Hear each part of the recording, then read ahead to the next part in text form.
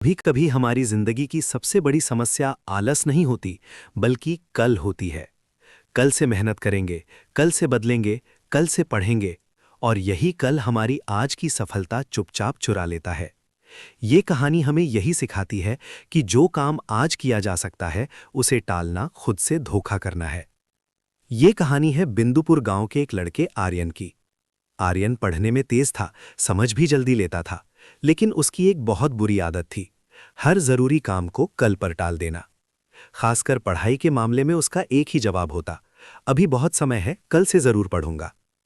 सालाना परीक्षा में 1 महीना बाकी था। उसकी माँ रोज प्यार से समझाती, बेटा थोड़ा थोड़ा पढ़ लिया कर, आखिरी समय में परेशानी होगी। आर्यन मुस्कुराकर कह देता, अरे माँ, अभी तो पूरा महीना है, कल सुबह 4 बजे उठकर पक्का पढ़ूंगा। लेकिन वो कल कभी नहीं आया।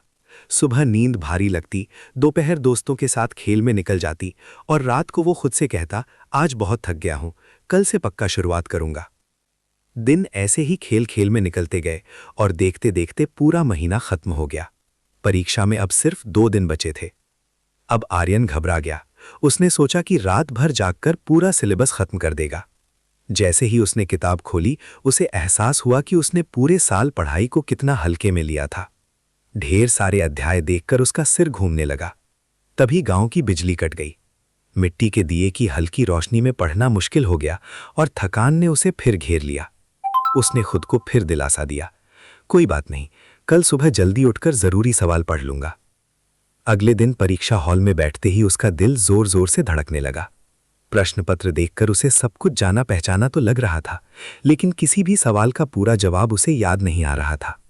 वो पन्ने पलटता रहा और दूसरों को लिखते हुए देखता रहा। परिणाम आया तो आर्यन फेल हो गया।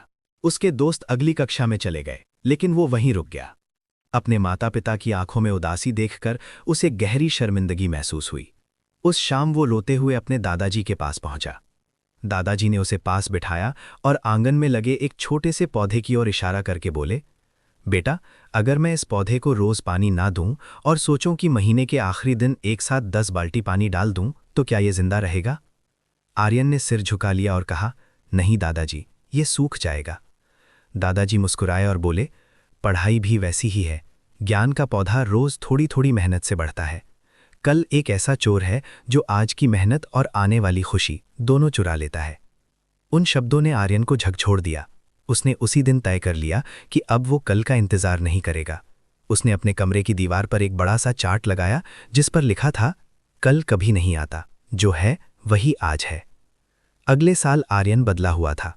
जो भी स्कूल में पढ़ाया जाता वो उसी दिन घर आकर दोहराता। धीरे धीरे पढ़ाई उसका बोझ नहीं रही, बल्कि आदत बन गई। साल के अंत में वही आर्यन जो कभी फेल हो गया था, पूरे जिले में टॉप करने लगा। कहानी हमें याद दिलाती है कि सफलता किसी एक दिन की मेहनत से नहीं, बल्कि रोज की छोटी छोटी कोशिशों से बनती है। अगर आप आज ईमानदारी से मेहनत कर रहे हैं तो कल अपने आप बेहतर बन जाएगा। याद रखिए, सपने कल से नहीं, आज से पूरे होते हैं। ऐसी ही प्रेरणादायक कहानियां हर दिन सुनने के लिए वीडियो को लाइक,